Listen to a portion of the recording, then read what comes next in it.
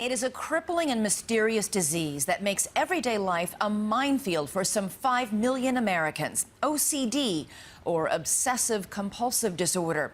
And one of those people is superstar comedian Howie Mandel.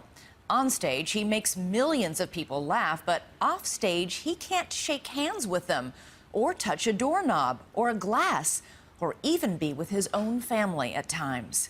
Here's David Muir. It's 7 o'clock in the morning, and Howie Mandel arrives at the set of Deal or No Deal. First trick of the day. Almost immediately, glimpses of the Howie Mandel that he's kept secret for most of his career. Handrails are my enemy. I never go near a handrail. I won't open those things. I would never serve myself. I wouldn't touch this because a lot of people have touched that. This is actually my nightmare. Mandel has obsessive compulsive disorder, OCD. I love this. Every door should just push out.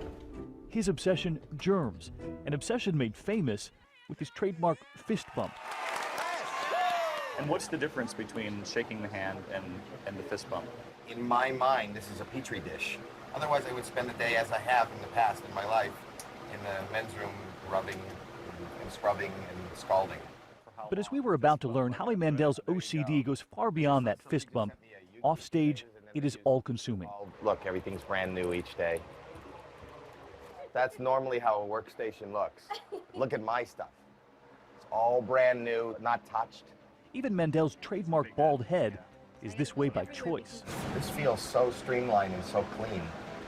You know, it just feels cleaner. Not even 8:30 in the morning, and we've barely scratched the surface.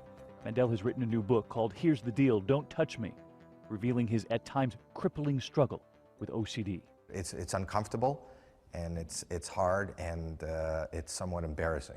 There were many times when I wanted to back out. I'm not somebody who sits down with strangers as I sit here. We go way back. But it's not only you, it's them. Mandel's fans would never know just how deep it goes. Until now, the audience had only heard this. Howie Mandel does not shake hands, okay? Howie You either Mandel does knuckle not him, you can hug him. You can knuckle him, you just can't shake his hands. Backstage, it's the rush to the set. What? Howie Mandel has been on stage for 30 years now, first making his mark as a manic young comic from Toronto. What? There would be more than 20 appearances on The Tonight Show with Johnny Carson. I've been carrying this for about 2 months now. It's a lucky rabbi's foot. And See, a lot of folks would think that's what would set off a panic attack, is sitting next to Johnny Carson, your idol. That's totally different than the fear that OCD injects into my life, which is terror. He would go on to star in the TV drama St. Elsewhere. that's Dr. Twerp to you. He was the voice of Gizmo in Gremlins and Bobby in Bobby's World. I don't think you should plug that in. His daytime talk show. Here's Howie. It had a short run. Years went by, and then just as he considered bowing out of show business altogether, the phone call that he first considered an insult. Your wife called this one, though, right? Yeah, my wife said take the deal. Mandel tells us he never could have predicted the show's success, an audience of nearly 20 million viewers an episode. Nor did he imagine he'd ever be talking about his mental illness. You dropped the pill. Yeah. As our camera rolls, Yeah, it's right here. he drops the one anxiety pill he'd brought with him to the set. I don't want you to touch the floor, and I won't touch the floor. I mean, now it's coming off like crazy. But why? I'm not going to take it. To this day, Mandel is in therapy and on medication for the anxiety that comes with his OCD. He won't say which kind because he knows the millions of adults suffering from OCD are also looking for a cure-all. For him, this latest medication came after working with his own doctor and therapist. But you only brought one pill from the hotel. Yeah. So that means you'll go without it rather than have the one pill that you have. Right. This is precisely the kind of moment Howie Mandel kept secret for so many years, until he let it slip, his battle against OCD on The Howard Stern Show. You know, I've got a germ fetish. What is your big fear? You're going to get disease? You're going to get sick? Yeah. Did you want to take it back immediately? It was devastating to me. You know, I was incredibly embarrassed, and I thought I had humiliated my family, and I thought that this is going to be the end of my career because people are going to know that I do have mental health issues. It was like, what have I just done? What did I do? What did I do? It wasn't funny. It wasn't funny, but it was real. And like the 40 million American adults who suffer from anxiety disorders, Mandel's began when he was just a child.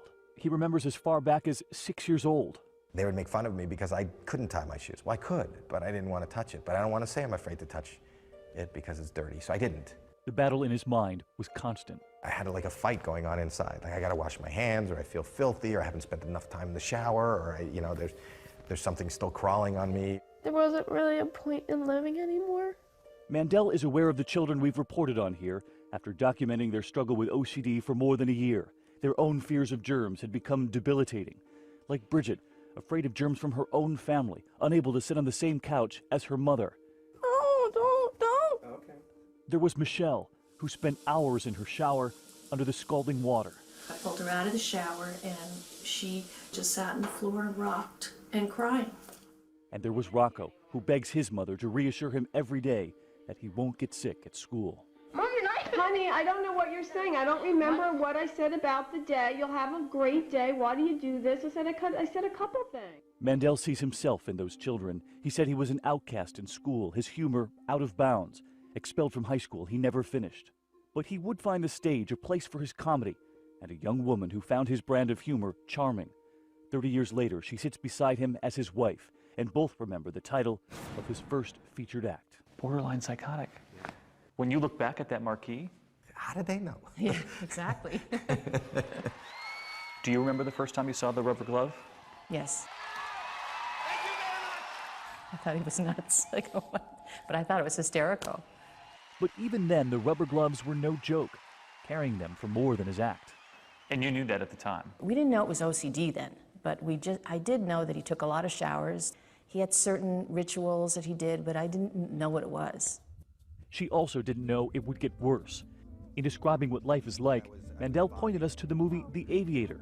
Remembering the portrayal of Howard Hughes, he said there were striking similarities. At the end, he ends up naked in a room locked away, urinating into a bottle, and he doesn't want to face the world. And I said, there are times, and I'm not exaggerating, when I'm that close to that. How many times do you think have you been that close to that scene, kind of trapped in a room? There's a couple times, moments in a month, when it's just hard to go out or face anything. A couple of times a month, paralyzed by his fears, and we wondered, how was he able to be a father? How did you raise 3 children? That was tough. That was tough. The kids, when they were crawling on the floor, everything, it was so hard for him. And there was this, a second house built in the backyard for Mandel to escape the germs of his own family. A solitary place where only Howie Mandel would go. And it's embarrassing and it's hard, especially in front of your child. We have constantly told the kids, Daddy's behavior in those moments is not something to be emulated. Are you able to hug, kiss, touch? Hug, kiss, do everything. It's just for whatever reason, it's the hands. It's the hands. I mean, if somebody's sick, I'll leave the room. Even the kids, if the kids are sick? Yeah, well, if the kids are sick, I'll put on a mask. If my wife's sick, I won't sleep in the same room, and I don't eat in the same room. I care for them, and I'll be there, but it's You'll hard. be there down the hall. Down the hall. You wonder if the kids thought you were a surgeon at one point. Right. I think I was being somewhat, trying to be a little bit entertaining. But there aren't many dads who walk around the house with masks. But you know what? The truth of the matter is, whoever your dad is or whoever your family is, that's your norm. As parents, they chronicled the family trips, but the whole story was never captured on video. Look over here, Jackie. My daughter was a teenager, and she crossed her leg, and the bottom of her shoe touched his leg. And we were like halfway to the airport, and he started saying, "You got to take me home," because that was on the floor, and the floor is dirty, and it touched his pants, and think about the germs on his leg.